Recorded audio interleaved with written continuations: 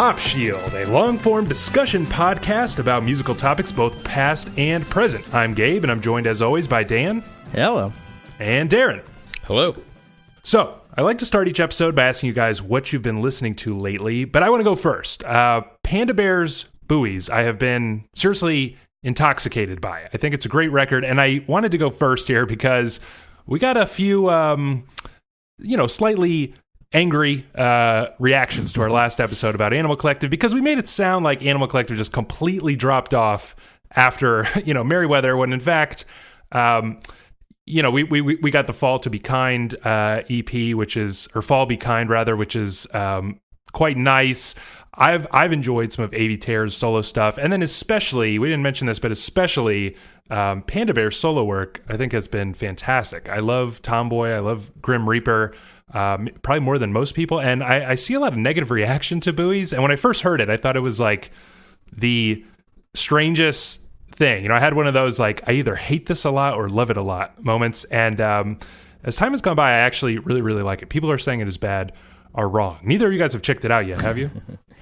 No, I haven't. You told us that it was so crazy, right? Like when it came out or whatever. Just so unexpected, the sound of it. So bizarre. I keep meaning to getting around to it and forgetting, honestly. I think it's worth it. But what have you been listening to, Dan? I've been listening to a lot of Alice Coltrane, specifically the record. I can't pronounce it. It's like in Egyptian or something, but it's the one from 1970. It's like PTAHL Duad or something. Okay. With Pharoah Sanders and Joe Henderson. It's a nice, great record. What about you, Darren? I unsurprisingly have been listening to a lot of Weezer, and I think at the end of this, I will be not be listening to Weezer for quite some time. All right, well, with that, let's transition into today's topic.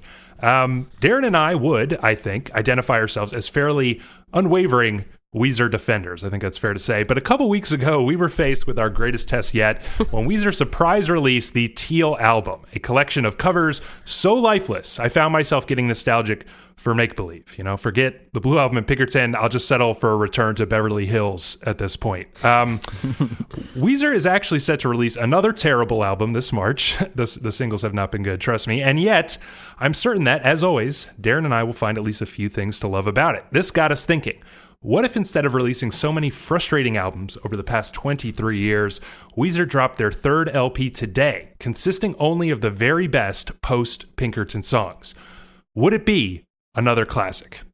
Darren and I were determined to find out, so we set to work making our albums. The rules were simple: 10 tracks, because we all know that's the rule when it comes to Weezer albums, arranged to flow like a proper album. Can't just be a greatest hits. And Dan, our resident Blue and Pinkerton only hater, gets to pick the winner by awarding stars at the end, Mario Party style. I don't know how we decided to put Mario Party into this, but it seemed fun. So, Darren, I want to walk through each of our albums track by track, but can we start with some songs that you were most surprised didn't make the cut? Well, I think there was a couple of obvious ones, Hash Pipe, Island in the Sun, and on my earliest draft, which was like 30 songs long, those were definitely on there. Yeah, they were definitely on there. They made it through maybe a couple of rounds of cuts, but I kind of was already thinking I was going to try to avoid like the most obvious singles. What about you? Yeah, I think, I decided that the big singles, one, I wanted to avoid for some sort of, proving myself, reason where I was going to show that Weezer's deep cuts are where the gems are hidden or something like that. But also, it's kind of hard to fit these huge singles into an album that makes sense. Did you have that same kind of difficulty? Yeah, I did.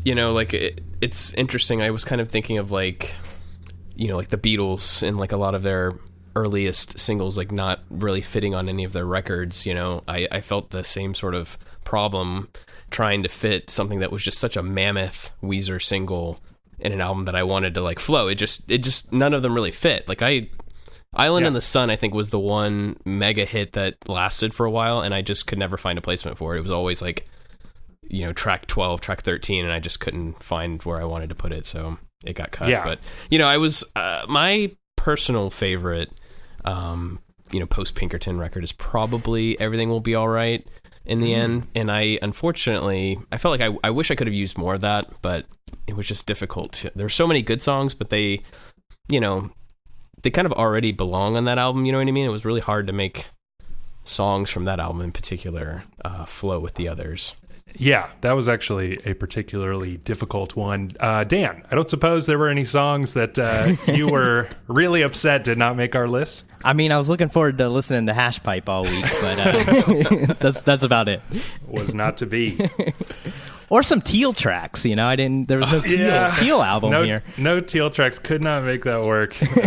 A lot of fresh, great tracks on there, but just not enough room. Maybe we'll do a deluxe version of this playlist, Yeah, I strongly desired also to get some of the new Black Album singles on there, but they really suck. So let's dive into our albums. We're going to go track by track through this. Darren, what is your first track, and why did you choose it first?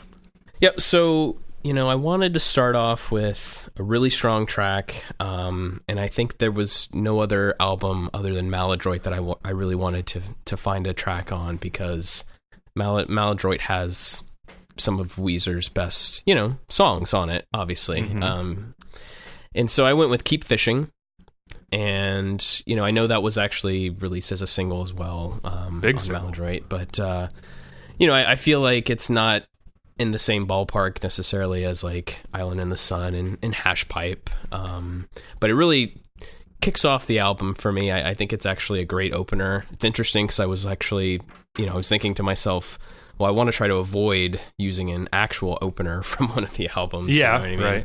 right. But it wasn't really too difficult to find a song that I felt like worked as an opener, and this is what I went with. What about you, Gabe? Yeah. I guess if you go that approach, Weezer has a lot of big songs, and while I really struggled to fit them into an album, they could almost all open an album. The problem, which I think we'll talk about, is how to follow that up, how to keep that momentum going. I'm actually kind of curious, though, Dan. Do you know this song, Keep Fishing? No, I didn't. Wow. I think I really, honestly, only know Post-Pinkerton songs. I know Hash Pipe. I know Island in the Sun, Beverly Hills. There you go. Yeah, right there.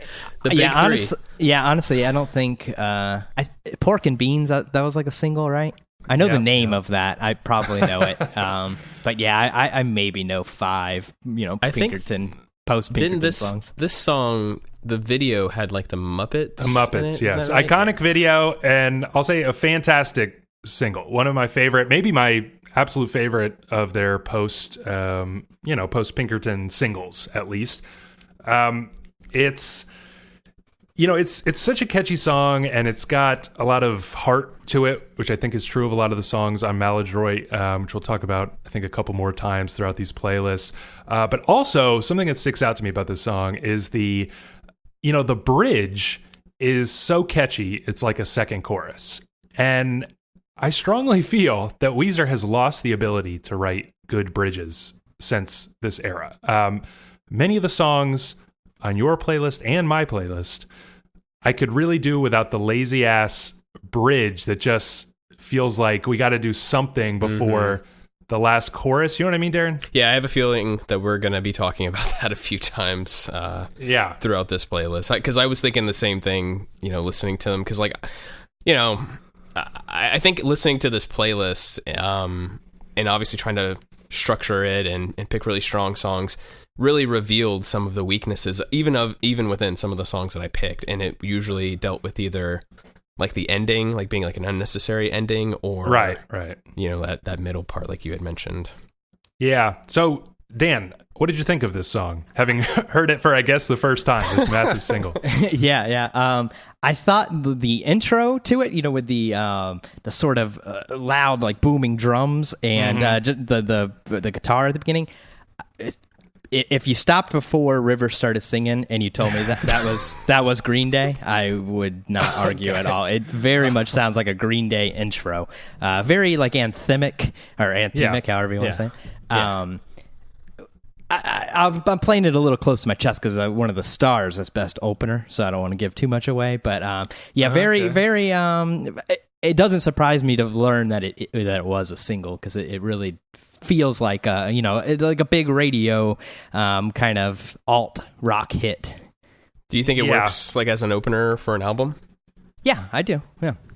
Yeah, I think it's a great opener. I guess I'll get into mine, though. I, too, turned to Maladroit, but went the complete opposite route, which is a song called Death and Destruction. Now, this is it is a deep cut, I would call it. It's a strange song because it's kind of slow and moody and just weird, frankly. But it's one of my favorite all-time Weezer songs, and I think that, to pick it as an opener, I was kind of going for like the, music from Big Pink approach where you start with a ballad or something and it kind of just like sets this serious, weighty tone to the whole thing. Because the problem with Weezer is that people think that they're a joke band now. I'm sure you do, Dan. Yes, very much. So it was so important to me to start with a song that would kind of, fix that misconception. That would be like, this has weight, this has emotion, this has seriousness, this has an untraditional song structure.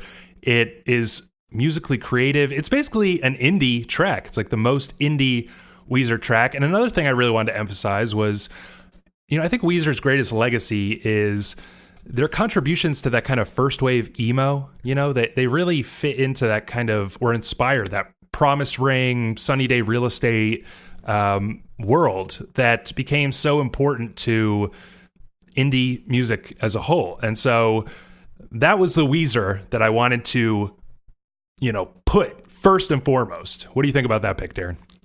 I mean, I absolutely love this track. Like one of my all-time favorites. I didn't put it on my list only because I just had a feeling that you were probably going to use it, and I was trying to actively avoid too much duplication, and I just didn't think I would find the right spot for it. But I am kind of curious that I found it very curious that you chose it as the opener, only because Weezer, even in general, just never really comes back to this sort of style of song. You know what I mean? All right.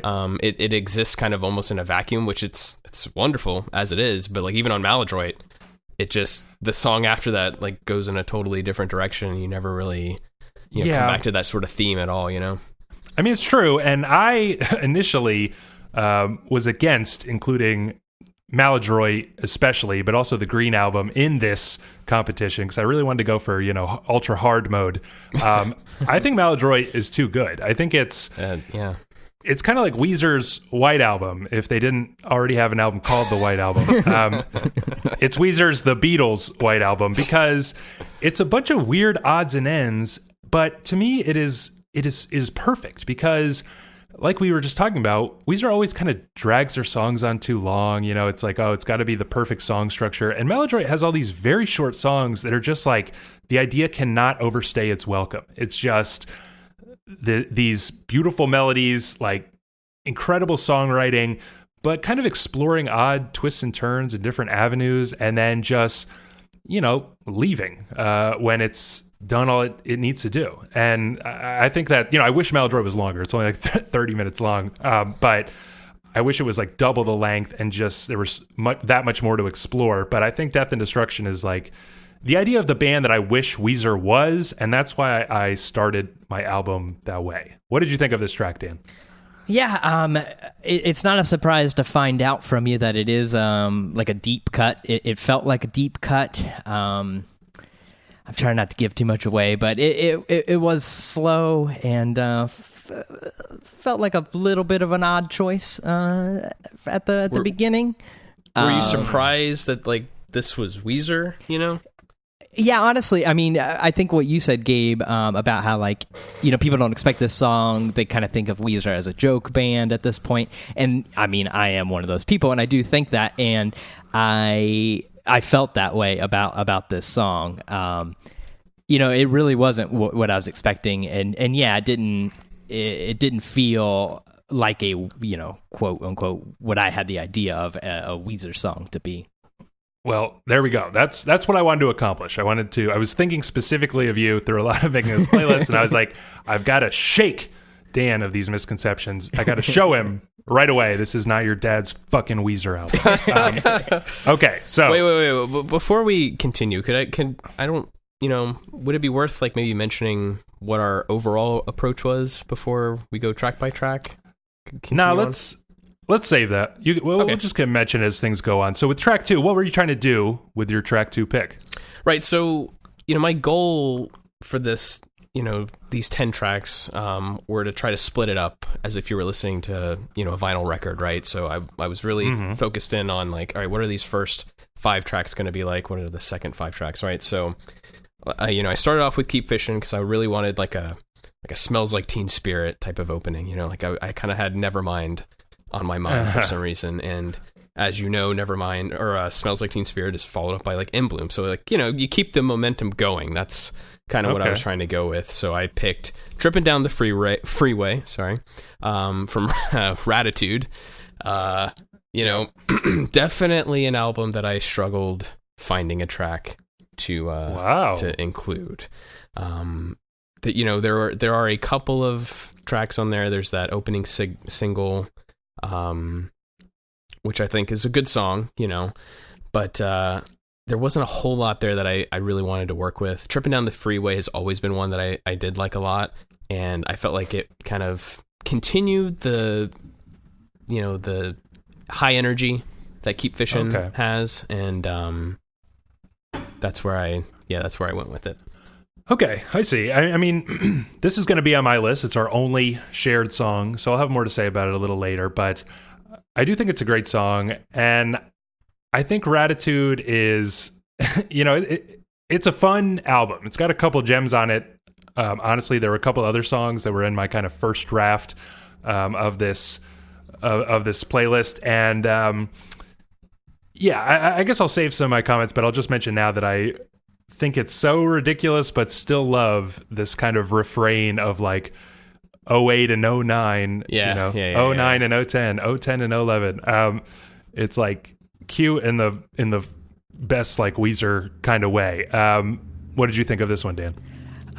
Is this a single, like a radio hit? I don't think so. Maybe, I don't know. Okay, well, I don't think so, because I know, like, if you're wondering if I Want You To, I Want You To, that was like the big single from that record, and then Can't Stop Partying also. But looks like it was a later single, but I don't remember ever hearing it. Making any traction. It kind of feels like it could be like a radio hit, and I sort of mean that in a negative way. Like it feels like that. It's kind of silly. This is sort of what I was thinking of Weezer to be in my mind, just like I don't know, kind of stupid and. Like it's sort of a pointless kind of song, but what you said, Darren, about like thinking of Nevermind, this does sort of feel like if Keep Fishing, what was your Smells Like Teen Spirit, this does sort of feel like In Bloom, like a slightly still a single sounding song, but slightly less so than the the big hit from it. So I think that was a good analogy, and I sort of feel like that, but it's not as good as In Bloom. Yeah, I can't really. Well, yeah, and I can't really knock you for feeling like this is a little bit on the cheesier side. Sure, very. I think what this song's strength is in its hook. That Rivers is just a really talented songwriter, even if the subject matter is not always like the most moving, you know what I mean? I will say that this song, probably more than any of the others, and maybe because I had to listen to it twice as much since it was on both places, like it gets stuck in my head. Like I feel like I know this song, like the lyrics of it already. It's a real earworm for sure. Yeah. It's very, very catchy, and I think it does do a nice job of maintaining the momentum on your album. My track 2 is Lonely Girl from Everything Will Be Alright in the End. Not an album I like that much, but I wanted to, you mentioned using Nevermind as your template, and I was using Pinkerton as my template, even though it goes off the rails in ways I'll talk about. But, you start with the weird one, Tired of Sex, Death and Destruction, kind of abrasive raw guitars, breathy vocals, and then the next track needs to be a banger, okay? Because on Pinkerton, it's Get You, and here it's Lonely Girl, which is basically just this super tight gem of a garage rock song. And on this album, Everything Will Be All Right in the End, they did a great job of capturing, that kind of earlier Weezer sound with the raw guitars and the energy, the kind of like looser harmonies that are not so, perfect, crystal clear. And I think it's just a great jam and a way to kind of take the energy up a notch after Death and Destruction. It really sounds like it could have come straight off the Green album to me, even though it's a little less polished than that. Darren, would you also consider this a deep cut? I'm not as much of a fan as you are of this album. Yeah, I would. It wasn't one of my earlier. It wasn't on any of my earlier drafts. I do like this song a lot. I love this album, as I mentioned before. I'd honestly put "Lonely Girl" as like a very Pinkerton-esque, you know what I mean, type of song for sure. I think that it's a good placement, like, on your list, and although it's obviously not the choice that I would have made for this album, but I like it. Yeah, so you're trying to like maintain this high. I'm building with my side one. I'll talk more about that, but Dan, you couldn't possibly find anything to hate about this lovely 2-minute garage rock song, right? No, I don't hate it. I did appreciate the sort of rawness and less produced, because a big complaint I have about a lot of these songs is way too polished, way too produced. So this song didn't have that, but it's also a little forgettable. It's one of the songs I like I had to kind of struggle to remember so that I could talk about it, like I wrote down notes, Okay.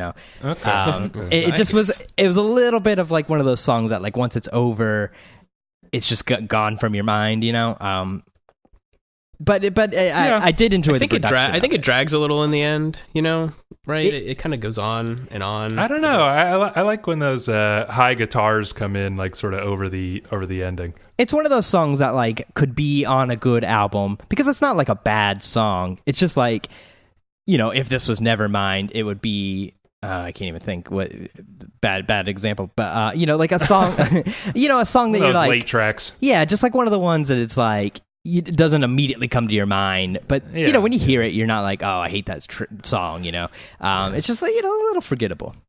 Well, you mentioned, Gabe, you mentioned like Get You from Pinkerton, and right. Pinkerton's obviously perfect, but I would probably say Get You is one of the least, my least favorite track on Pinkerton. Not that it's not a good track, but you know what I mean, compared to the other juggernauts on there. Yeah, it's not a juggernaut. It's like not meant to be a juggernaut. And so I was like kind of intentionally not going for a juggernaut. I just wanted a heater. I wanted something to like bring the heat to this thing after Death and Destruction and maintain that kind of raw sound, because I really want this image of the new Weezer to stick in your mind. It does go well with Death and Destruction. I will say that. Thank you. That's all I wanted you to say. Track 3. Darren, what is your pick and why? So my pick was La Mancha Screwjob.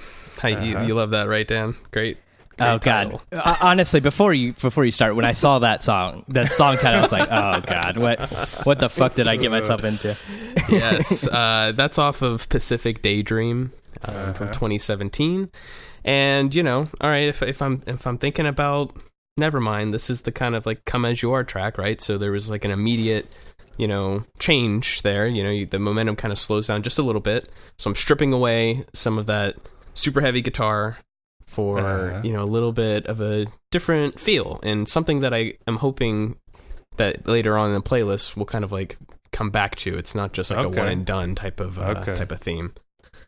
Yeah, I get what you mean, because we talked on our previous podcast about this album, Pacific Daydream. Mm-hmm. I think it's sort of a lark. We thought it'd be funny to talk about how bad Weezer is now, and at the time I really thought it was kind of overproduced shit.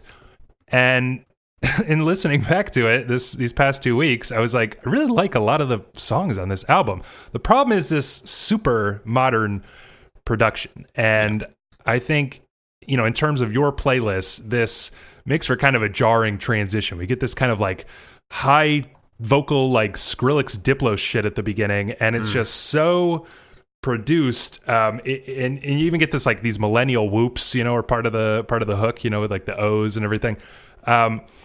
It's I don't know. It's like kind of I think some of these songs, and especially this song, are great, but produced in a way that's already dated. Not even 2 years later. How did you do with this song, Dan? Yeah, you actually brought up a lot of the points that I wrote down. I really hate that like pitched up weird vocal thing at the beginning. I like when that started. I was like, oh well, we got a contender for the star for most annoying song. But then it goes away and never comes back. Yeah, right? it goes at the end. It comes back. Yeah, at the very end. But I like that it goes away and doesn't come back. But if it's not going to come back, what's the fucking point of it? You know. But that aside, it's a decent pop song. It's not a bad song. It's not a great song, but it's not horrible. I would say I enjoyed it. Like I wouldn't be, if this did come on the radio, I wouldn't change the station. I'd sit through it. Just the production, like you said, Gabe, it already feels kind of dated in just, year and a half, 2 years later, which, doesn't, if you're looking for classic songs, that's not a good sign, already sounding dated. Yeah. But also, just for the record, since earlier I said I only knew like 5 Post-Pinkerton songs, and you brought up how we reviewed Pacific Daydream, I wasn't on that episode, so I never have listened to that album. Just for the record. Yeah, and also I too, even despite liking some of these Pacific Daydream songs a lot, the production made it hard to fit into a playlist, and so I do appreciate, I guess we'll get into it later, that Darren, you tried to tie it to something later on. I think that was smart. My third track, Hang On from Hurley, which came out in 2010. Again, I'm continuing to build here. You're coming down, I'm still going up. Hang On is, I think, still firmly rooted in that Weezer as prototypical emo band, emo indie rock band mold. It's coming out of that, but it's got a bigger, more anthemic kind of hook. It's got, for some reason, Michael Cera on some backing vocals and some mandolin. I don't know if you guys knew that or not. I didn't. Little cameo. But I think the hook is really, really moving and powerful. But I think to get to this like brighter, bigger production, I had to build up to it. And so that's what I tried to do. And now we're going to start hitting those highs, I think. What did you think of this pick, Darren? Yeah, I mean, I mentioned before, well, no, I didn't mention anything about Hurley, but, Hurley is another album that I felt like was, there weren't a whole lot of choices that I was excited about. Hang On was on one of my earliest lists, as well as a song, Smart Girls, but, when I came back and, like, listened to them, which it had been a while, obviously, I was like, no, I just couldn't, they just didn't feel right, you know what I mean? And I was trying to actively avoid the cheesiest of songs because I knew Dan was just going to, shit all over them and stuff. I was really worried about that, and that cuts away a lot of tracks to choose Are from. you saying that this one is a little cheesy to you? I mean, a little bit. It's a strong song.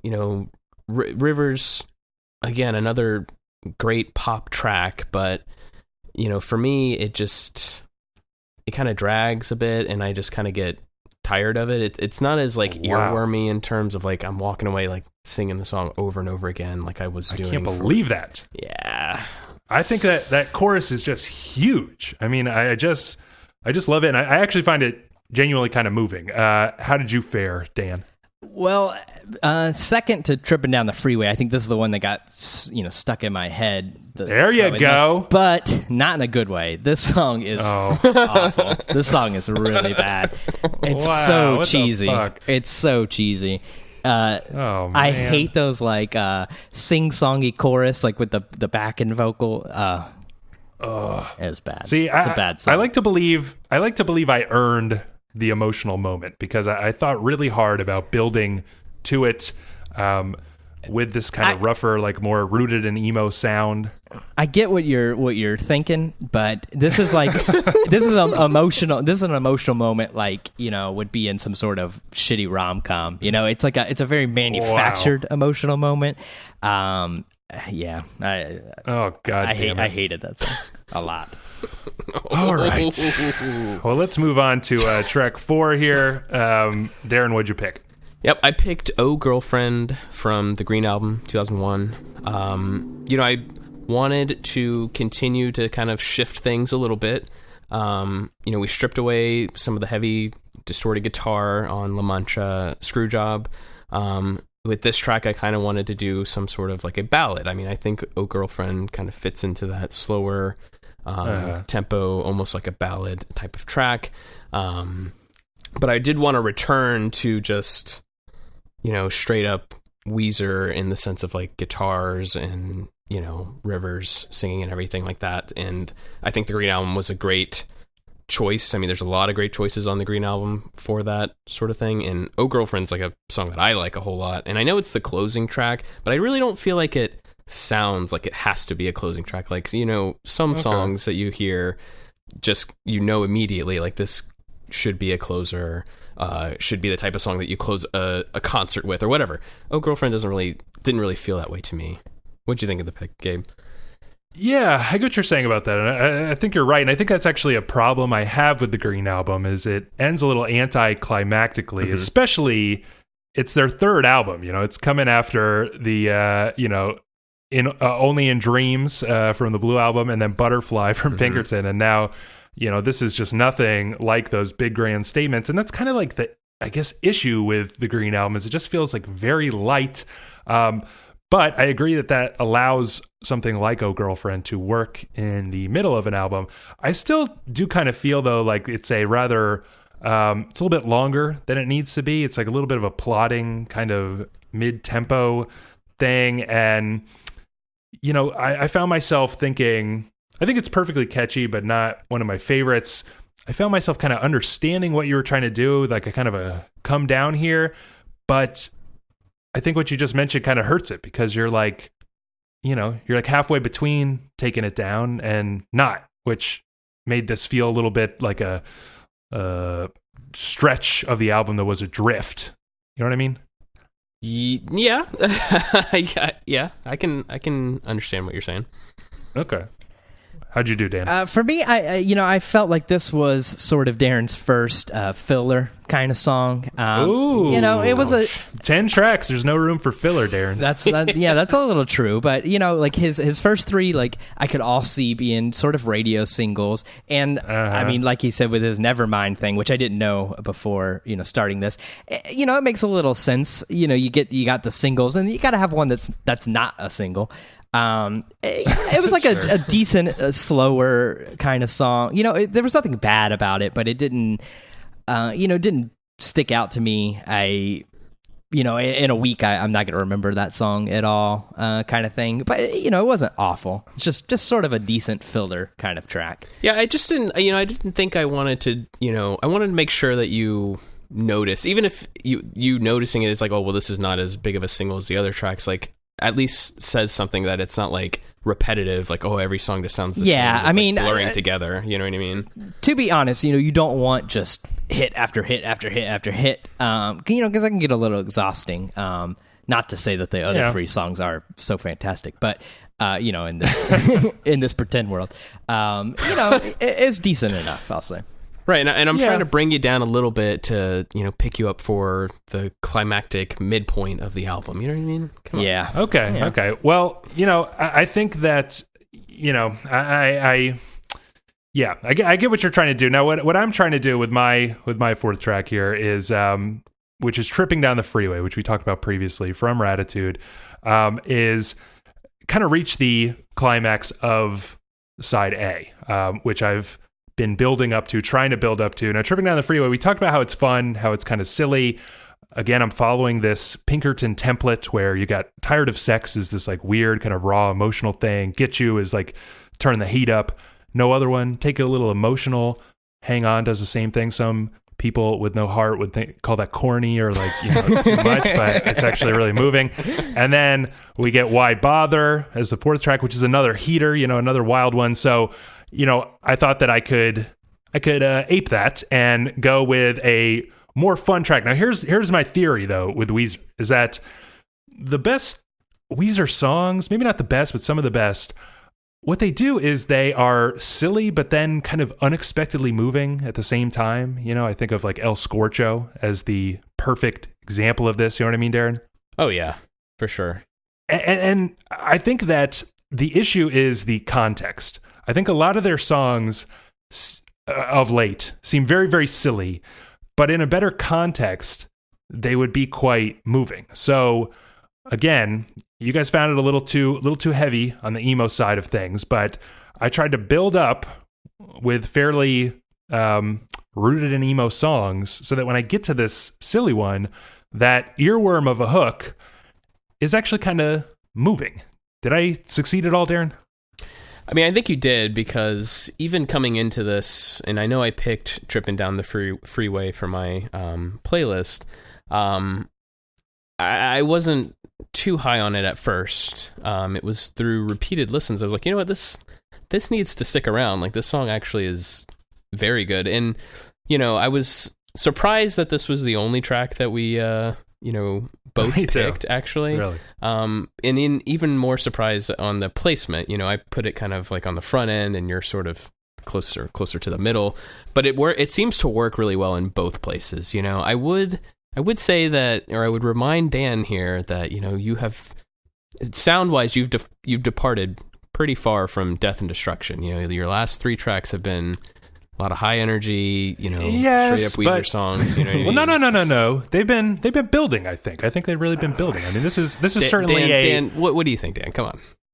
I mean, I don't want to, show my hand too soon, because, one of the stars is the best use of Tripping Down the Freeway. But I get what Gabe's going for, building up. I didn't really get the, the serious songs made me feel this one wasn't so goofy. Maybe because I kind of thought the earlier songs were a little goofy too. So maybe that's just my opinion. But I get what you're going for. Okay. At least there's that. You know, I think your placement of it, Darren, works really well to sustain your momentum, which is starting off at a 10. But like we were just talking about, I think by the time of Oh Girlfriend, it becomes hard to keep that going. But I think I used it as sort of the high point. I think it's actually not like the biggest, loudest, most fun kind of a song, but I didn't want to peak so high. I didn't want to actually go that. I'm sticking with the deep cuts. I'm sticking with the flow. Let's get on to your outrageous, I think, track 5 pick. Tell us about it, Darren. Wow. It is The Greatest Man That Ever Lived from the Red Album. Oh. You know, I this was actually one of the first songs that I picked out for this list. I was like, this one is going there. I don't know where it's going to be, but it's going to either be at the end or like right there in the middle. And so in building this, album, I thought I want track 5 to kind of be a centerpiece. I want it to be a longer track. I want it to grab your attention. And this track, to me, it's one of my favorites on the Red Album, even though the Red Album is not a great album overall. It's the one that has like the other people in Weezer singing on like 3 tracks awful. Or whatever. Completely awful. Which then Weezer writes a song, or Rivers writes a song on the next album saying, sorry for doing that. But anyway, this song has like a lot of different movements, and it explores like pretty much all of like Rivers and Weezer in general, like their entire range. You've got like the acoustic kind of ballady moment, like a movement you could call it. You've got them singing like a choral, which Weezer is known for trying to work on vocal melodies, and they harmonies took lessons and all that. Yeah, they took lessons like right after the Blue Album. I mean, they were really, really big into that. So you see that here. You see like a variation of different styles, and I mean, Rivers deliberately was trying to go for like, all right, this movement is like Green Day, this movement's like Nirvana, all culminating in what is Weezer's sound, which is like the very last movement. And it's the most Weezer sounding thing you could possibly imagine. But to me, I love this track. I wanted it to just sit right here in the middle, and kind of like blow you away. And I really hope it did, Dan. But first, Gabe, tell me why you hate this track. What the hell? I fucking hate this song so much. I think you may have lost yourself the competition with this pick because it's outrageous. I mean, it's just... So first off, all of your songs have been kind of on the longer side. You know, I deliberately picked 2.5 minutes, 2 minutes, 40 seconds. You know, hit you with these Weezer is best when it's short, like all of Maladroit is. This one is so long. We get this this terrible rap intro, talk about walking through their inspirations. I don't know if that was Public Enemy or what that was, but terrible. The whole song is completely silly. I wrote down on my notes here, this song is so silly. Actually, every Red Album song is silly. Why is the Red Album so bad? It is this period, we haven't gone that much into Weezer lore, but I don't know what kind of midlife crisis he goes through around this time, but it's they just stop trying. They enter this really deliberately silly phase. And, there are a couple nice moments on this, but, immediately, they last a couple bars. And then immediately we're into this stupid monologue, about all the world's a stage and everything. And, that's the Elvis movement. But nobody hates Elvis for having a monologue. I know. But how do we take this seriously? And that's the other thing that I was trying to do with mine is the context is so important. It's you've been having too much fun this whole album, and now you throw this in here, and it just sounds damn silly, in my opinion. Dan, say it ain't so. See what I did there? Yeah, I did. Very nice. This song is god awful.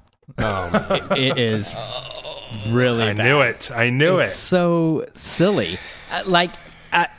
This Red Album, I've never listened to it, but if you asked me after listening to this playlist, if you asked me which album is somebody wearing a fedora on the cover, I would guess the Red Album, and I would be. Or at what point did Weezer officially become a joke band? Yeah, the Red Album is the pick. Yeah, I would pick that. This song, it's just silly and not in a fun way. It's really bad. This is a really bad song. Yeah. It's I can't I don't even know what to yeah, add. I honestly can't I honestly can't think of shocked. something nice to say about it. It's Is it moving to you, Darren, or do you like the silliness or what? I don't think it's I honestly don't I don't think of it as a joke song. You don't think it's really silly? Don't. I don't think it's silly. I really don't. I actually think this is an amazingly written track, how to craft something like this and put it all together. I think is marvelous, and I've always been a big fan of Rivers trying to go beyond just the simple verse chorus verse type of style, you know what I mean? About the before Pinkerton, he was trying to write this rock space opera, with all these tracks going together and stuff, and it never really came to be. This sort of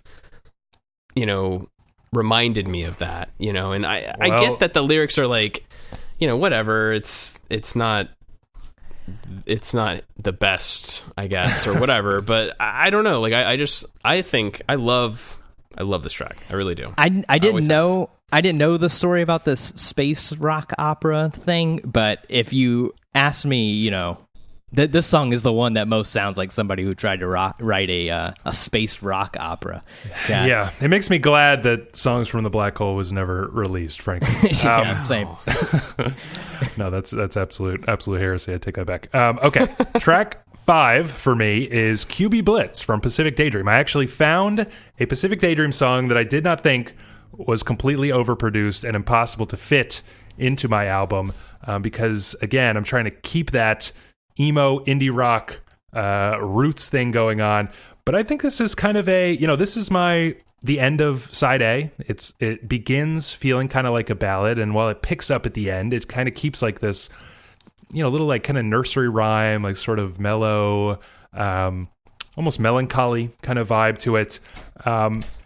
And in this case, I think that the kind of production actually serves it well because it sounds kind of spacious and lots of nice reverb on there and stuff. So again, I kind of went from built you up from death and destruction. Okay, built you up like the phoenix rising again, and now the end of side A, we're taking a little breather. What do you think about this pick, Darren? I mean, Dan, you got to tell me, like, could he not have picked a cheesier song? Like the cheesiest title, the cheesiest chorus, QB Blitz? I mean, you're going to say that after this is Rivers. the greatest man that if you're going to hate on... Now he's offended. Now he's insulted. If you're going to hate on the greatest man, then you better be hating on this one. I mean, I can't... I don't like this track. Well, wow. It's funny, Gabe, you said that you picked it because it was one from Pacific Daydream that wasn't an overproduced mess. And my first note on this song is not an overproduced mess. Hey. Exactly. In those words. I liked this song. I thought it was pretty good. I didn't find it... I see where this is all going now. Yes! I mean, it's a little... maybe I don't get the court. Like, that means like quarterback, right? Like... Is it like a football thing? Because I really don't. No, that's. I really don't know what he means by QB blitz. It was like I could have done without the backing vocals a little bit if I have to be picky, but I thought this was a pretty good song. It was decent enough. Hey, and you notice that he drops a line about Star Wars in there too. I figured that's why Gabe actually threw this on here. Oh no, I didn't. No, I didn't even realize. What does he say? He says out on the ice fields on Hoth. Oh, I didn't catch that. Wow. Yeah. I do really like the line, you've got to choose between the internet and me. I find that very funny for some reason. But suck it, Darren. Okay. All right, so track 6, we're both starting our B sides here. What'd you pick, Darren? I went back to Maladroit and chose Burnt Jam. Obviously, one of my favorite tracks on Maladroit. I wanted to kind of come back to the vibe that I felt like La Mancha Screwjob sort of had, minus the distorted guitar. And after blowing your mind with the greatest man that ever lived, obviously, I figured, take a step back with kind of just a really cool jam, another Maladroit track that, like Gabe, you had mentioned, just kind of a excellent, really cool idea, something that was just different, you know what I mean? Something that you don't really come back to, but just that sort of White Album-esque feel to it. So and I felt like it's a great way to start the second side of an album. I agree. If you hadn't completely tanked the previous side, this would be a great start to the second side. I love this song. I mean, I love like all the songs on Maladroit, but this is definitely a highlight. It was on like my very final drafts, and I was so focused on the flow. I just found that if I put this, actually, I wanted to make it start side 2 as well. If I put this there, it would completely alter the course of the rest of the album. So.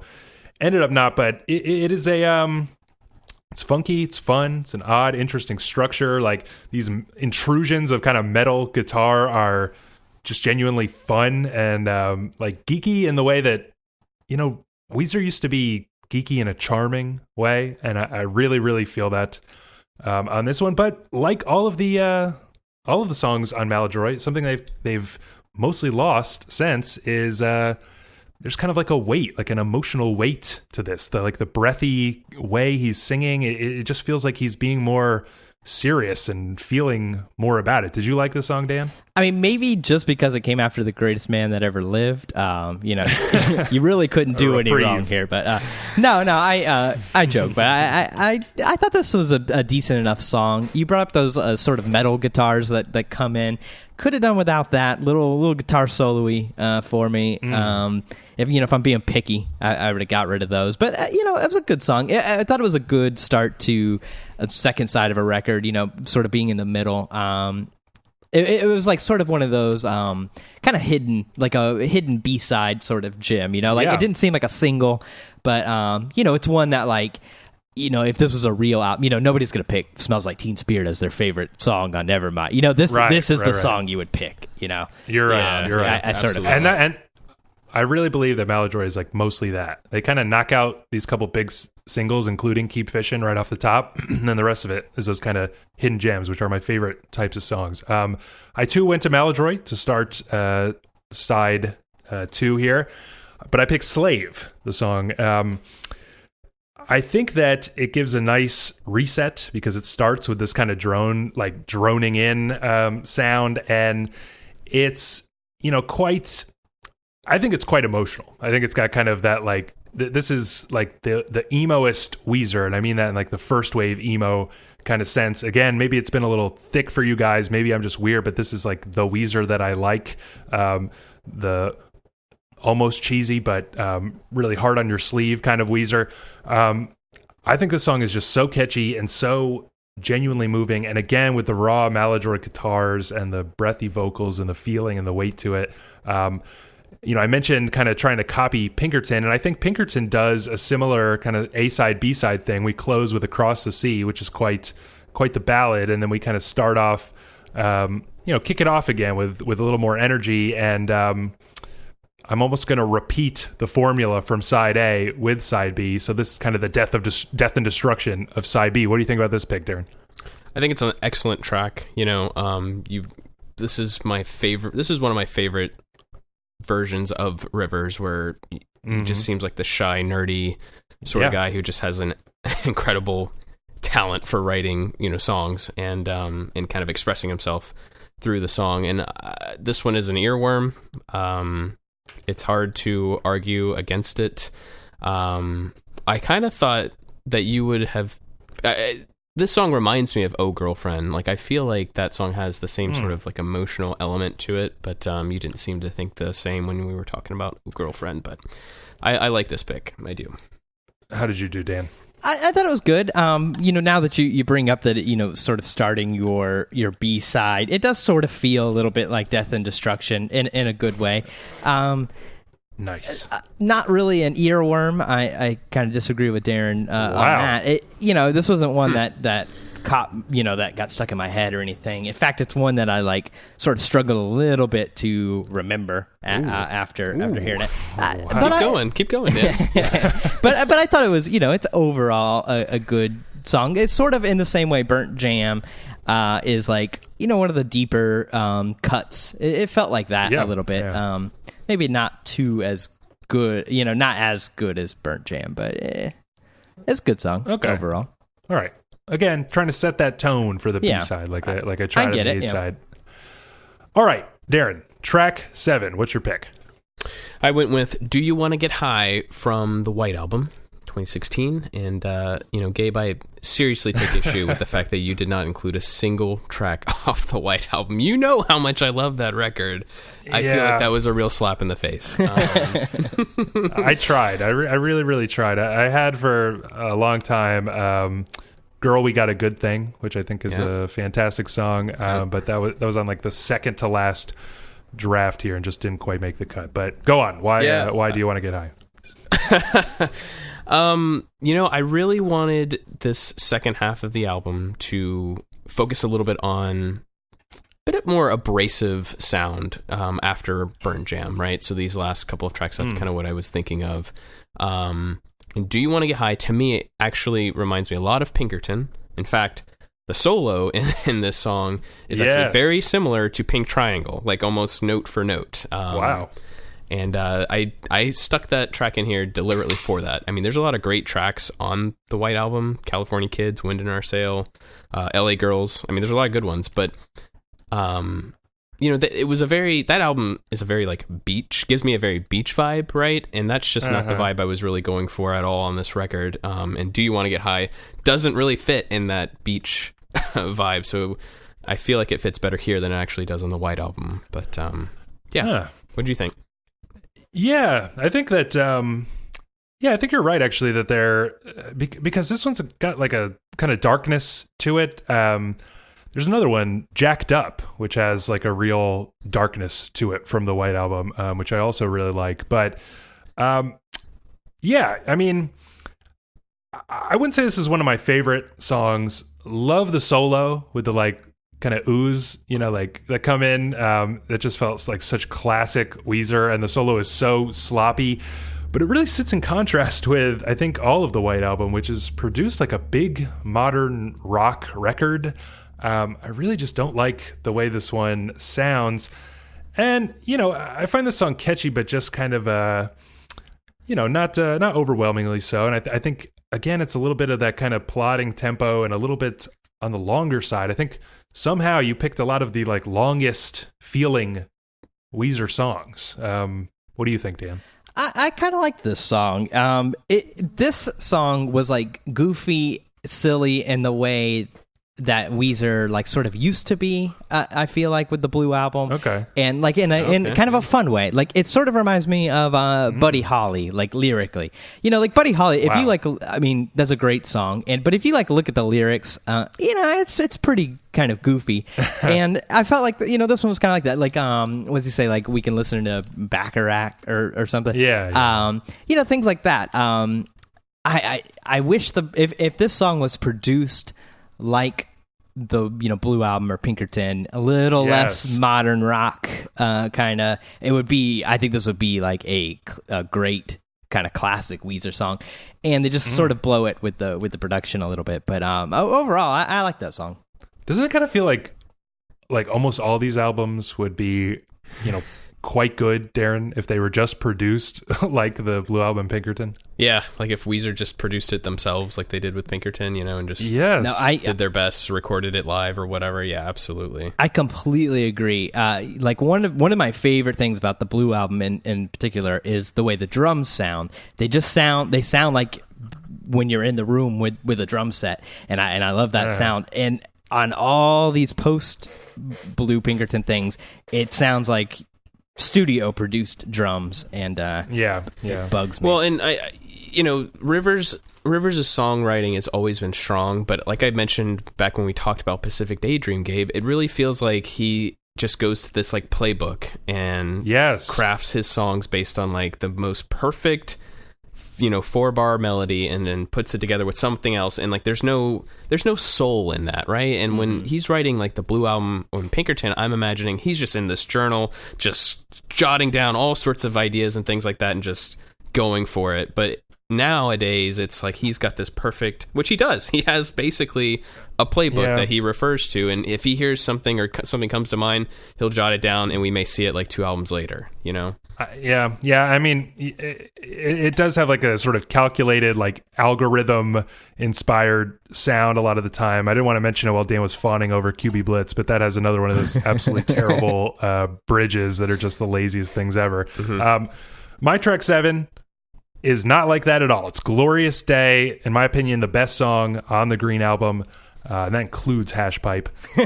This song is kind of like that classic, again, that emotional emo kind of Weezer, that hard raw guitar sound, downstrum, like garage band kind of thing. But it's like it kind of builds, I think, nicely off of Slave, because it's got that same kind of vibe, but a little bit more propulsion to it. It's kind of like picking up, and again, I'm going to try to build things up slowly over this side. Again, no shitty bridge. Instead, we just get a solo that literally just plays the verse melody, which is a great fucking melody, by the way, for like a bar and a half. And then we jump right back into that last chorus, and the thing is gone before you even have a chance to miss it. Do you like this song as much as I do, Darren? Not as much as you do. I do like it a lot. It works surprisingly well right next to Slave. I mean, almost as if they could have just been on the same album, which I know these were both recorded around the same time anyway, but I like this song. To me, it's not my favorite on the Green Album. I grew to like it even more, though, listening to this playlist, which I think is a good thing, right? Yeah, I mean, wow, that's an honor. You've definitely sort of shown me that, hey, this song is better than I thought, because obviously, I'm a bigger fan of like "Oh Girlfriend," the song that comes after this song. And you sort of mentioned that, and you're right, that it's kind of anticlimactic. Like either of those songs probably could have closed out the Green Album. You know what I mean? I think Glorious Day could have done it just as well as "Oh Girlfriend." So, but yeah, Dan, what did you think? It's funny that you said how it it worked really well right next to Gabe's previous song, and I really agree with that. I thought that was Yes. that was a good piece of sequencing right there. I thought those two right. really, if I didn't know any better, I would have said that they were from the same record. Yeah. Overall, good song. Yeah. All right, I'll take it. Track 8, Darren, what'd you pick? Okay, I went for a really deep cut here. I picked a bonus track from the Red album, a song called Pig. Nevermind had Polly, right? Darren's playlist has Pig. That's where my mind is going here. Now, but let me give you a little bit of context. Okay, so I first heard Pig as like a demo that Rivers had released just on the internet. I don't even think it ever came out on his Alone records or anything. I still have it, surprisingly. And I was like enamored with it. Like it was just him and an acoustic guitar and a little bit of backing stuff. Obviously it was a demo. And then it just went away. I hadn't heard about it. And then I learned that it was coming out on the Red album. So I was super excited for it. And I love this track. It's a totally different take on Rivers. He's like telling a story, which he doesn't seem to do that often. Yeah. I mean, just look at the context of all the songs that we've talked about. They're all like about a girl, about a love kind of thing. Right. But like very specific like emotions that he's going through or experiencing or like wanting a girl or whatever, right? Pig, yeah. He's kind of getting almost into like a Paul McCartney type of mode where he's telling a story through describing the life of a pig, actually, you know what I mean? But it's got so much emotion. I feel like it's like so moving, even though it's just a story about, a pig that only lives for a short amount of time before it gets slaughtered, all of that. I think it's an amazing track. I can kind of see why it would be really difficult to try to find a good place for it on an album, especially like the Red album, for instance. So I can understand why it was maybe a bonus track, but I really wanted it to work here, so it's my track 8. Yeah, incredibly ballsy to take Weezer's worst album and select a bonus track off of it. I think that the song is too long again, but is a nice song. I think it's a nice song, though. The problem is that, again, talking about context, I mean, this is true of the Red album, obviously, where it's kind of a weird conceit, right? Where he's like speaking as if he's a pig, who's like living his life and going to be slaughtered and everything. And in the context of the Red album, it sounds completely silly and ridiculous. I know it's not actually on the Red album, but you've just listened to the Red album, now you're on the bonus tracks. It just sounds like the silliest, stupidest thing. Even though there's something kind of moving about it. In a better context, I think it would be kind of moving, and I think you partially succeed. I just don't really find Do You Want to Get High or Burnt Jam before it, nothing on this side of your record so far as really kind of setting an emotional tone that would allow this to soar, in my opinion. Other comments that I had about it, I don't really like this period. I keep talking about the breathy vocals on Maladroit and Green album. I and some of the Everything Will Be All Right in the End songs. I don't really like this period, this middle period where he goes kind of like, I don't know, Freddie Mercury for a little while for some reason. There are even parts of this song where it sounds like he's going to go like, that part of Bohemian Rhapsody, like, I've got to go, like the actual melody. It's so dramatic. I'm actually extremely curious to hear what you thought of this song, Dan.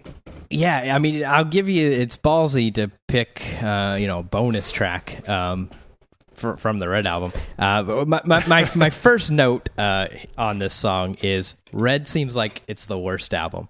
And, this doesn't help it. This song, it's silly, and I didn't really think of Queen, but now that you bring that up, Gabe, that does make sense, and I fucking hate Queen a lot. Wow.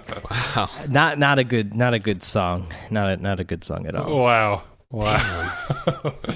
Yeah, well, my track 8 is also a ballsy pick, I think, because it comes from Make Believe, which, if you don't think the Red album is the worst, you probably think Make Believe is the worst. It's a song, This Is Such a Pity. Now, the issue with this song, I felt I had earned, again, I kept thinking about, could I earn these sillier Weezer moments? And there's something very silly about the production here, which kind of like mocks in a goofy way, this really 80s production with these synths and these like palm muted guitars and stuff.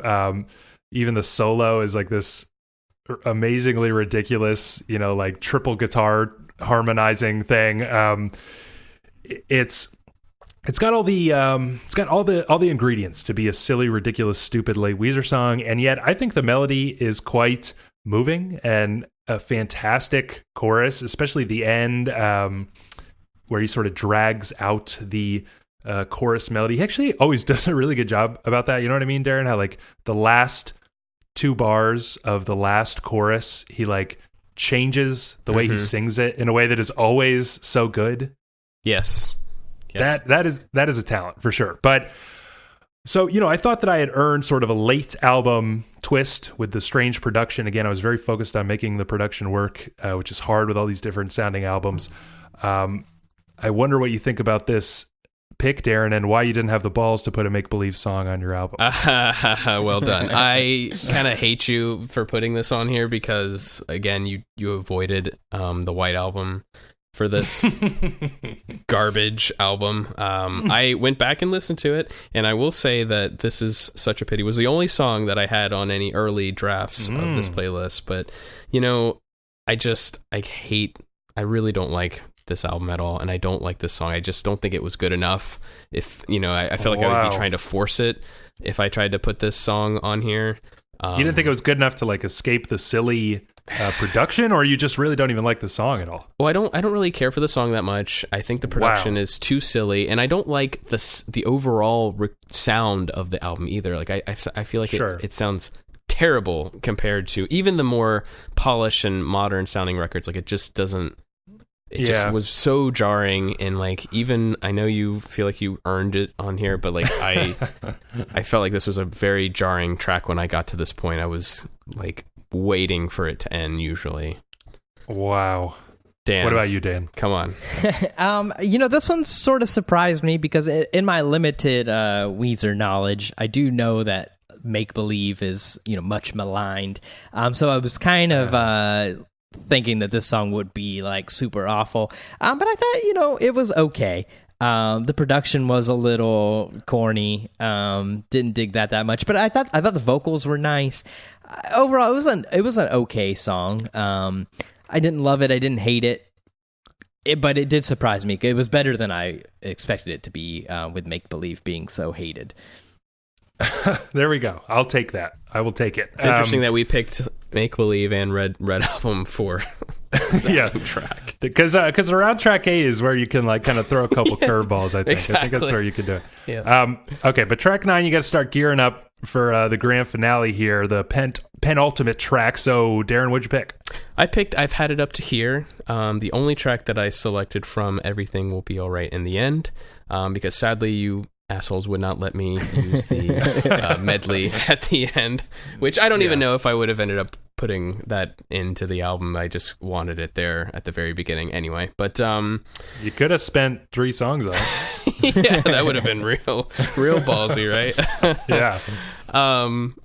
So I picked I've Had It Up to Here. I wanted to, after a very ballad-like song in Pig, I wanted to kind of bring it back to where the album had started, which was like obviously a lot of momentum, a lot of energy, high, heavy guitar, Weezer at its best, right? And I picked this song actually deliberately for Dan because it's a song that's written basically towards the fans who hate Weezer post-Pinkerton, right? He, Rivers is being very like upfront about like, he's not trying to write for the masses, which is interesting, but like he's basically saying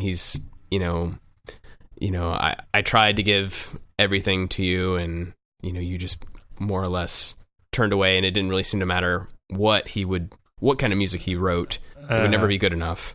And then he says I've had it up to here, which I don't know, thought it was a really really great track, one last like punch before the finale. What'd you think, Gabe? Yeah, I think that's a very interesting message. This song, though, takes me on kind of a roller coaster of feelings, which is I'm kind of like this verse is like weirdly too close to the Red Hot Chili Peppers or something. And then Really? the chorus is like absolutely top-notch, fantastic, like Green Album style hook. Love the chorus. Then we get kind of like it's another song with a really, really dumb bridge, maybe the dumbest on between both of our albums. And then it gets really Queenish all of a sudden toward the end, with like the most Brian May guitar solo. It has to be intentional. It's a mixed bag, but I will, I'll cherish the song for that chorus alone. What do you think, Dan? It is a mixed bag. There's parts of it I like. I think it's pretty catchy. It's a good song. The production sort of knocks it down a peg. I really would, I think if something like this song was a little dirtier, recorded in their house or the garage or something, like I think that this could be like I can see the bones of a good song here. But they fuck it up a little bit by being a rich famous rock band. I could do without that guitar solo, all that. But the bones are there. I think it's a good song, overall. Under 3 minutes, by the way. Just finally mention that. Yeah. Finally, stop hitting us with somehow Weezer's like only 6-minute songs. They're like all here. And then you pick a long There we song. go. Okay, here we go. Yeah. Yep. All right, my next pick, my track 9 is Dreamin'. It actually is a long song, and it does come from the Red Album. I think you also, Darren, had the ambition, which I started with, to put a song from every album on your album. Yes. Yep. I tried. I really tried, but not all of them stuck. Particularly the White Album and the Teal Album didn't stand much of a chance. I'm sorry, but I was able to get this Red Album song on here, and it's probably my favorite song on the Red Album because I think the hook is very catchy, extremely fun. Again, I tried to earn that fun by, I don't know, building up. Even This Is Such a Pity, I think, is kind of it's got a silliness to it, but it's got kind of like an emotional, melancholy kind of chorus and hook. So I thought that I could earn a little fun, and at the same time, again, with that idea that some of the silliest Weezer songs become unexpectedly kind of moving, I think that hook, and especially the outro or the end of this song, as it kind of slows down and hits the chorus again and gives you those like ooh ooh it's like strangely moving to me. I could really do without the middle section. I would be okay with one. We go through this kind of like barbershop quartet like harmonizing thing, which was also all over the greatest man that ever lived. But it goes through one time. We get a random, for no reason at all, like electric guitar riff, and then we do it again and build up from there and go into like a great outro. So it's probably 30 seconds longer than it needs to be, but I think it's a pretty damn good song, especially for the Red Album. What do you think about this pick, Darren? I don't like this song, actually. Wow. I'm going to tell you why. Wow. It was one of my early picks when I was thinking about the Red Album, besides The Greatest Man. And the moment I listened to it again, I was like, Dan will hate this song. He will absolutely hate this song. He'll think it's like so And you cheesy. didn't feel that way about The Greatest Man that ever lived? I didn't. Listen. God. You're right. The chorus is top notch. It's great. But you know what? I absolutely hate that whole like Bluebirds section with like the other dude singing, and then for some reason at the very, very end of the song, there's I love that part. Don't wanna I love it. No, why? Why? It's like it's awful. It doesn't even. It's so jarring after like a already decent outro to have like this additional random. It's so funny. It's just like 2 bars of like it's total like silliness. No, it's totally like Frankensteined in, like right out of Rivers' playbook. Just like, I've got this thing here, and I don't know what to do with it. Let me tack it on. That's how it feels tacked on. It totally. It's. I think it's like totally like a silly, fun send up to the whole song that it preceded, and again, I was really like intent on making like, okay, if you love Pinkerton, you'll love this version of Weezer that I've created here. That's like kind of rooted in Pinkerton, but has maybe is maybe a little bit bigger, a little bit brighter, a little more anthemic, and part of part of Weezer's identity is fun and silly, and I just thought that this was the perfect way to include a little bit of that. How did you do with it, Dan? Well, of the 3 Red Album songs I've now heard, this is maybe the least shitty, but All right. Red Album is God, Red Album is definitely seeming like the worst album. This isn't helping. I really agree with Darren. Make believe. I hate that outro. It's really stupid. I don't want to get with your program. That's so corny. That's something that like a 40-year-old dad is like, yeah, I'm gonna write a punk song. Like, hey, but it's funny. You can tell it's self-aware, right? Yeah, I can, but that doesn't make it like just because you know you're telling a stupid joke doesn't make it a good joke. Nah. I mean, it's the least shitty Red Album song I've heard. I'll say that. All right. Wait, it's better than Pig? That's what you're saying? Yeah. Definitely. God damn it. I'm totally going to win this. All right. So, track 10. We are on the grand finale now. Darren, how did you choose to close your album? I went with Time Flies from Hurley, which is actually the closing track on that album. It was kind of You should lose a point just for picking a closing song and making it the closing song. I don't think that would be fair. But, mostly because I know Dan would not have known this song, and he wouldn't have known that this was the closing song. You're correct. I didn't know that. This was a pretty early pick for me, though, in terms of structuring this list. I thought that, again, another side of Weezer, and a very indie, lo-fi side of Weezer that you just never see. And after going through all of these very polished tracks, I kind of wanted to end on something that was, different but fun. Still had the great chorus as usual, but something I thought Dan would actually find pretty cool. What did you think of this pick? To be honest, I think on Hurley, this is a jarring, strange closing, and I think it is also so here. The production is just so different. It's like, why are we in the world of extreme lo-fi indie rock all of a sudden?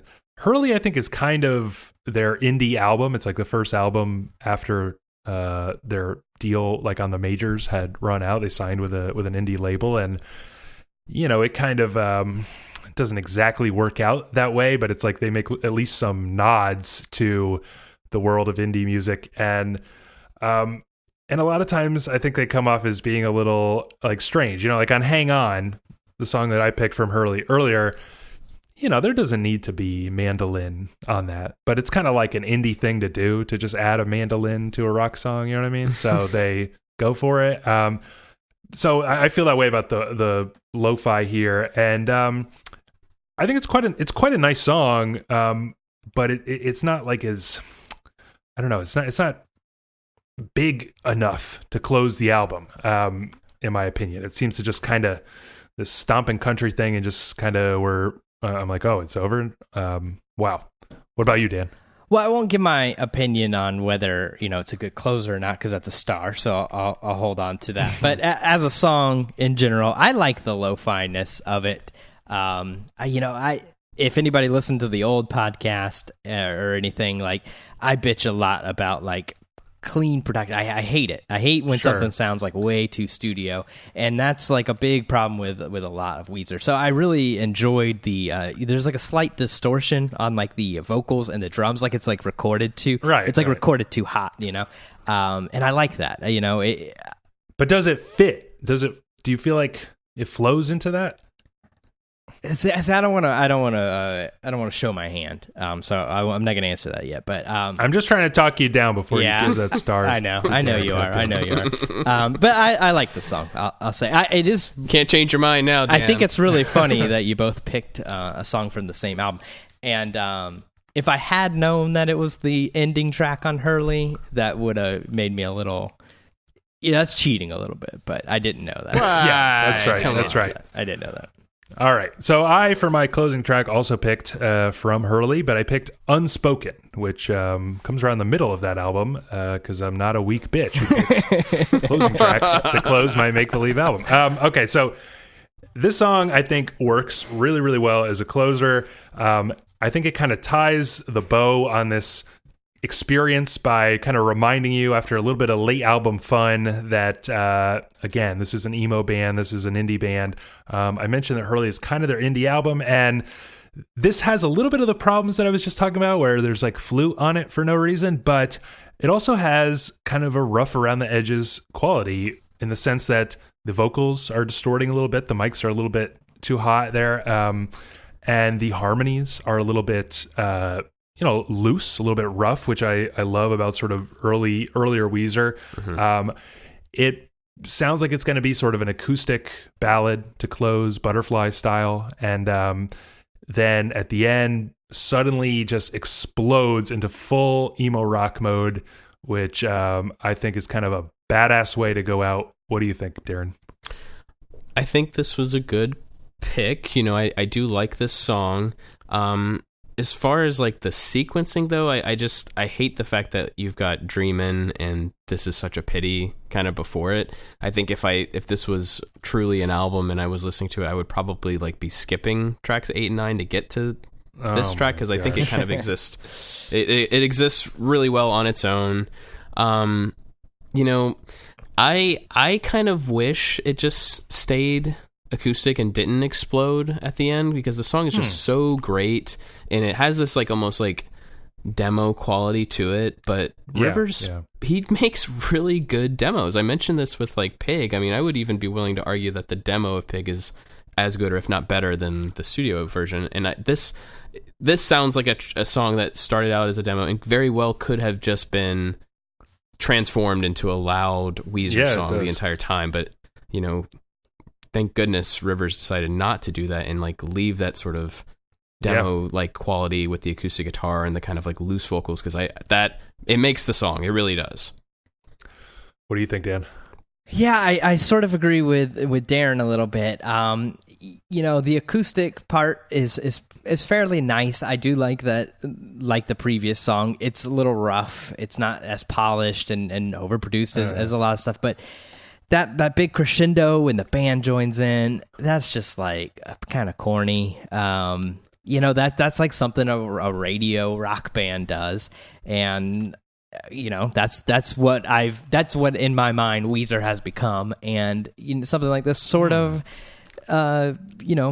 feeds into that. And I don't know, the strings, basically anytime you're bringing in strings, it's just too much. It's overblown. I think if something like this, and how you said, Darren, like, I've never listened to a Weezer demo song, but I feel like Weezer demos are probably pretty good.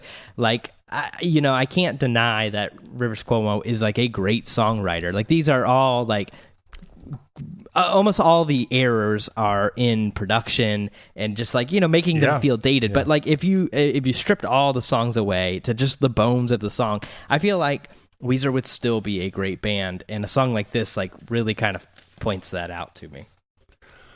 Wow, this is much higher praise of Weezer than I thought we were going to get out of you. They still suck. Don't get me wrong. Okay. Well, we're going on, a little long, and I think we've talked plenty about how we tried to make these albums flow and how we feel about that. So, just let me pick your brain for a minute or two here, Dan.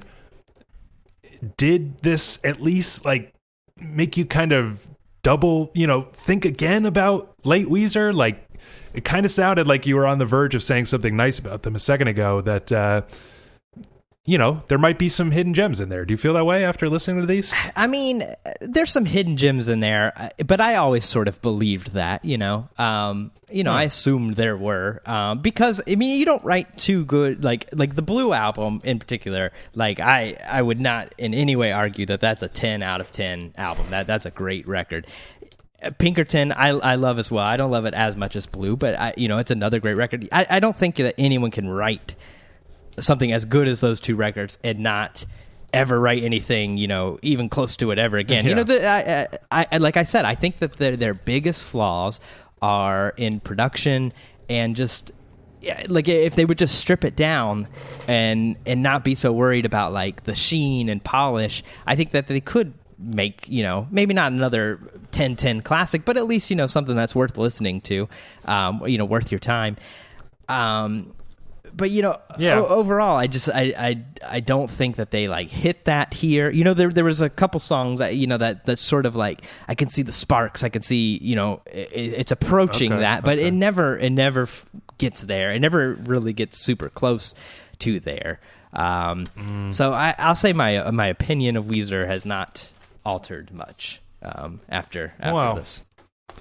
I guess you had a more charitable opinion to begin with than I thought you did, but I was going to ask you, Darren, like, what did we learn from doing this exercise? I mean, what I think is that every album, like I said at the top, you can count on them to have a couple gems, and I just kind of think that there's a lot more really listenable stuff. I mean, the problem is that people kind of think of Weezer like they're just not taking music seriously anymore or something. And it's easy to feel that way. And yet, I think if you look really hard, and I think one day people will kind of like revise their opinions, not that they were making good albums this whole time, but that there was always that kind of spark, and there's a lot of good stuff to be found, actually more than I would have thought doing this exercise. What about you? Yeah, I mean, I think that this exercise really demonstrates that. I mean, we are I would say our tastes in music are fairly similar. We definitely like a lot of the same things. And we like Weezer for a lot of the same reasons, but here we are with basically 19 different tracks, 18 different tracks that we felt like were the best of post-Pinkerton Weezer, which is pretty telling. I mean, I would have probably had anticipated more duplicates than anything by doing this, and that didn't happen at all. And in fact, I know our flows were very different, which I think that's telling. I mean, I think that means that there's a lot more there than just a couple of singles, radio hit singles that you'll hear and then forget. I mean, these tracks are really great. I mean, I agree. I adore Weezer, and I think what we have done here is picked out a really strong batch of songs that proves that, yes, maybe the albums that they come from are not strong overall, but there are definitely several tracks on there that are always going to be worth like coming back to and become longtime Weezer favorites that are worthy of standing up to the Blue Album and Pinkerton. You know what I mean? Yeah. I also want to again state that I think the Green Album and Maladroit are good fucking albums. People are just straight up wrong about that. Should we do it? Should we move on to the stars? See who won this challenge? Let's do it. Okay, well, the first star is for Best Opener. Dan, you get to hand these stars out. Who had the best opener? I guess we should remind everybody. Darren had Keep Fishin', and I had Death and Destruction. Yeah, best opener, I'm going to give it to Darren. Fuck. Oh, yeah. I think maybe... Cannot believe it. Let's just stop here. Yeah.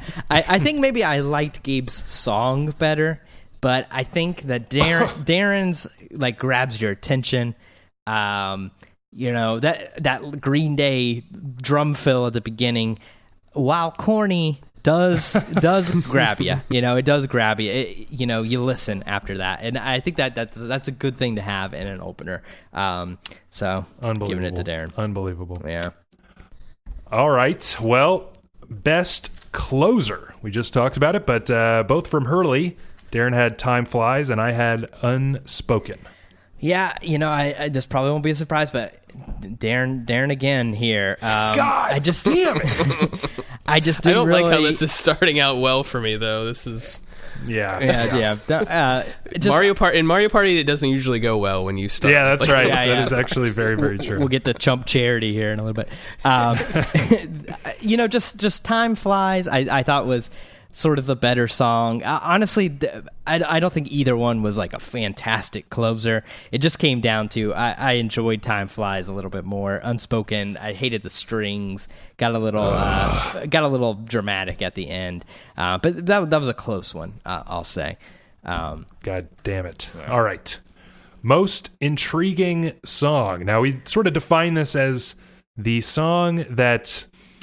I guess you said you didn't really change your opinion that much, but was most intriguing to you? Most made you most think, hey, what if there are good Weezer songs out there? What if I should check out the album that this comes from? Yeah, that's exactly how I thought of it. I thought like which song made me, if I had to listen to one of these full Weezer albums. For the record, I'm not going to, but okay. If I had to, I think Do You Want to Get High? It was it was the most sort of bluish album sounding. Unbelievable. You know, it was like a little overproduced, but it did seem like a decent song, and I sort of almost kind of wanted to check out White Album, but not at all, actually. Oh, starting to get worried here. Okay, the next one, I've got a couple more here. Best use of Tripping Down the Freeway. This is the only song that we both use, so who used it better, Dan? Yeah, this was probably the hardest one I had to give out because one, I don't super like the song all that much. Right. It's pretty corny.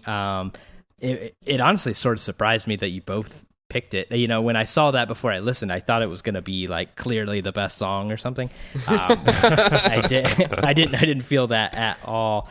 I guess I'm going to give it to Gabe. Yes. Finally on the board. Just I think the sequencing was a little better for him, but honestly, it was pretty close, and don't get too excited.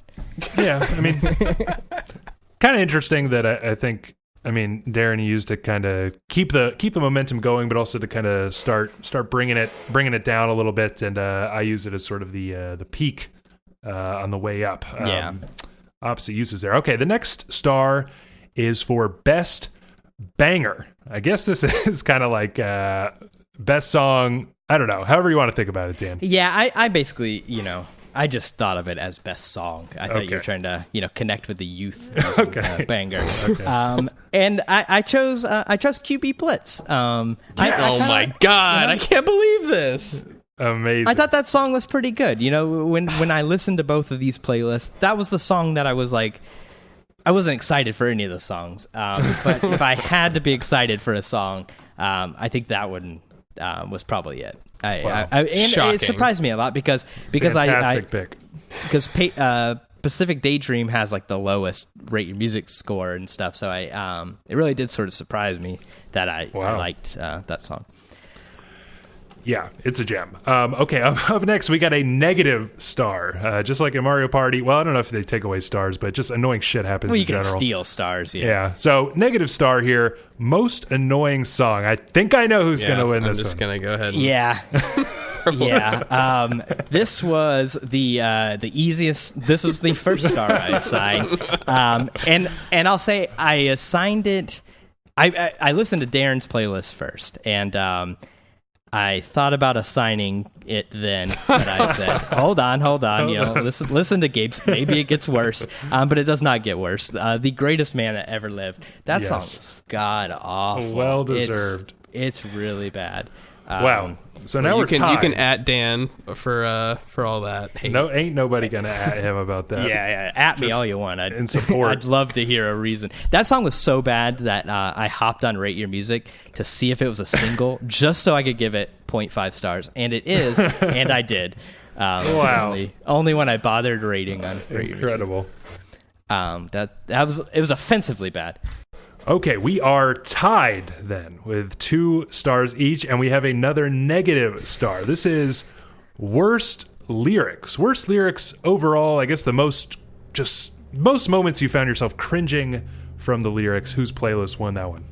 Yeah, I'll say that Darren's lucky that it's overall and not general because the most annoying would have been the same song. But I'm giving this one to Gabe.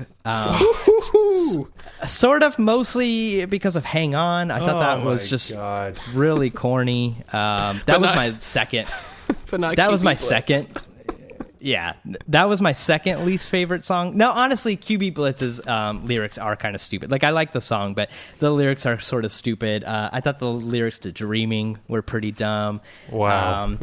Honestly, though, to be fair, I did expect the lyrics overall to be a lot worse. Like this star was harder to hand out than I thought it was going to be. Whoa. It was one of the last ones that I figured out where it would go. Wow. So somehow Dreaming and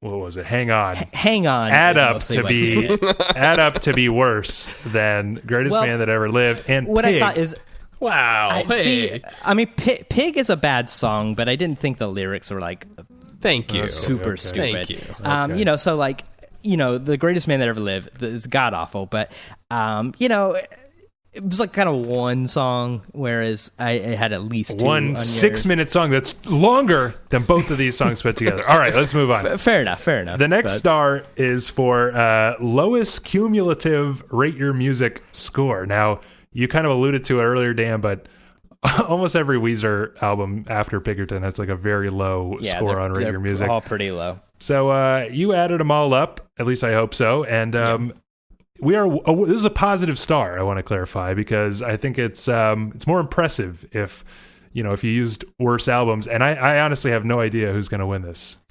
Yeah, I did. I added them all up, and just to be clear, like if you use two maladroit songs, you got 2.94s to the score. So, and I did this yesterday, so if, the ratings have changed. Huge swing. And it was close. Darren had his cumulative score was 2.67, and Gabe's was 2.54. So yes! Gabe's was slightly lower. There's that make-believe power.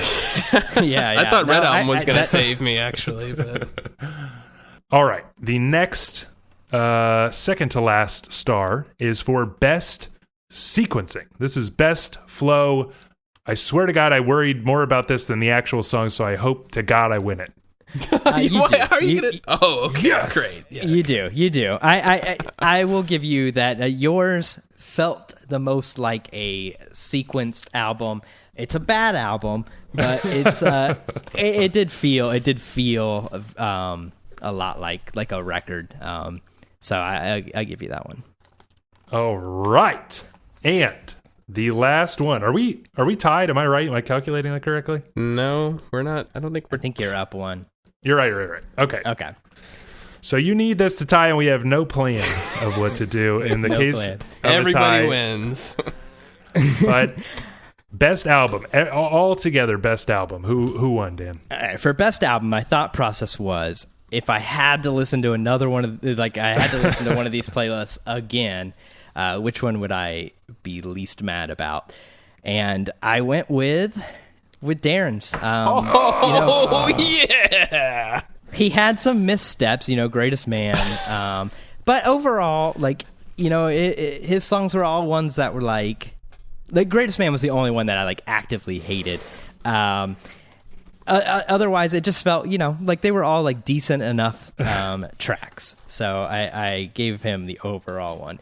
But that puts us in a little bit of a pickle because we're tied up here. Well, it's very Mario Party-esque to just kind of feel like, everybody's winning. Everybody here. wins. Yeah. Well, in Mario Party, at this point, it would come down to who has the most coins. So, who has the most coins? We'll have to think about this and handle it on the next episode, I think. Yeah, we really did not plan that through. But I don't know. I guess people could email us. This is a good segue. Tiebreaker. So what do you think? We'd love to hear your thoughts, and we could read them on the air. Email us. That email, popshieldpod@gmail.com. Our next episode is going to be in 2 weeks. We're not exactly sure on what we'll do it on yet, but we got some ideas. And if you like the show, help us out by subscribing and leaving us a 5-star review wherever you get your podcasts, iTunes, whatever.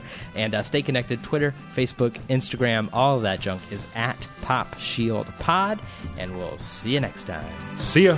So long.